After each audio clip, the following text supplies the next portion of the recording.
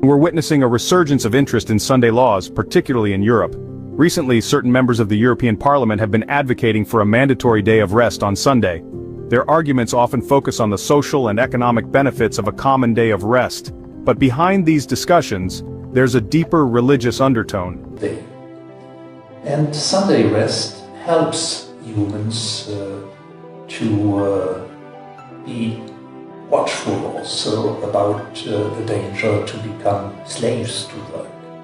It's a time of rest, it's a time of creativity, and it's a time also to dedicate for relationships. Humans are not machines, but they have their families, they have their dreams.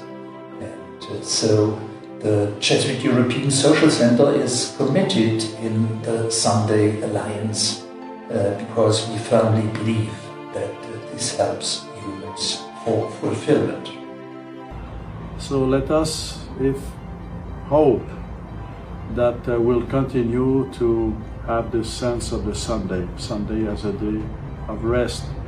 Day of rest because we need rest. Day of rest for the family because the family needs to have a time together in the week from one week to another.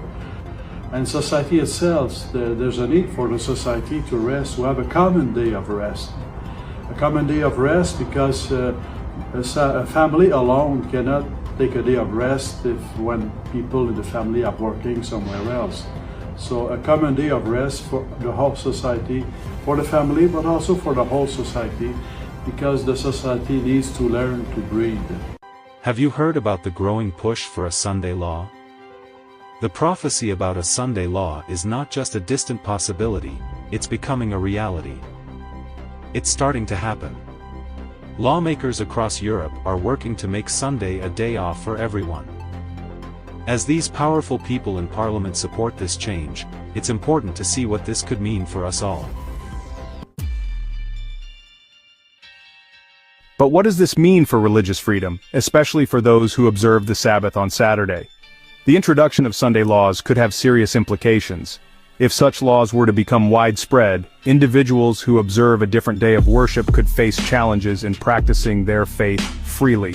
From a biblical perspective, these developments are a cause for concern. We believe that the enforcement of Sunday laws could be a step towards the fulfillment of end-time prophecy as outlined in the book of Revelation. This prophecy warns of a time when religious freedom will be restricted, and a global system will enforce a day of worship contrary to God's commandment. To understand the current push for Sunday laws, we need to look back at history. The Catholic Church has long been a major influence in promoting Sunday as a day of worship.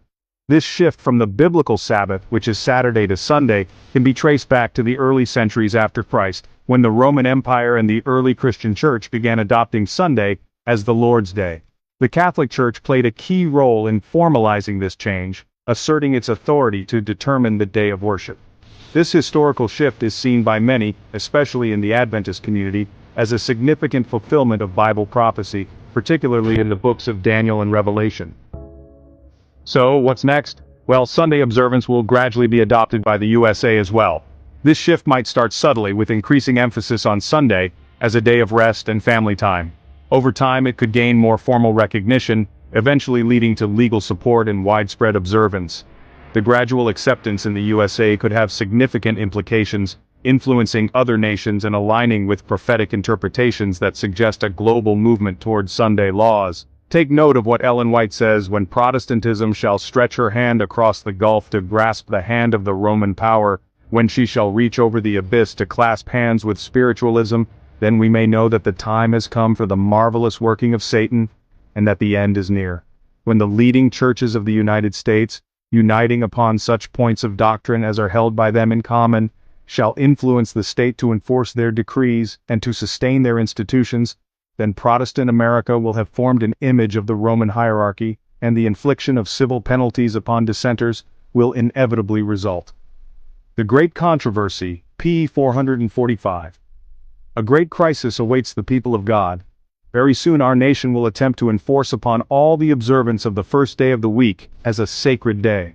In doing this, they will not scruple to compel men against the voice of their own conscience to observe the day the nation declares to be the Sabbath. Now, more than ever, It's crucial for us to stay informed about these developments. We need to understand the times we are living in and be prepared for what's ahead. I encourage you to research this topic further, share what you learn with others, and most importantly, pray for wisdom and guidance. As we navigate these challenging times, let's remember that our ultimate trust is in God. He has given us the prophetic word as a light in the darkness, and we must hold fast to it.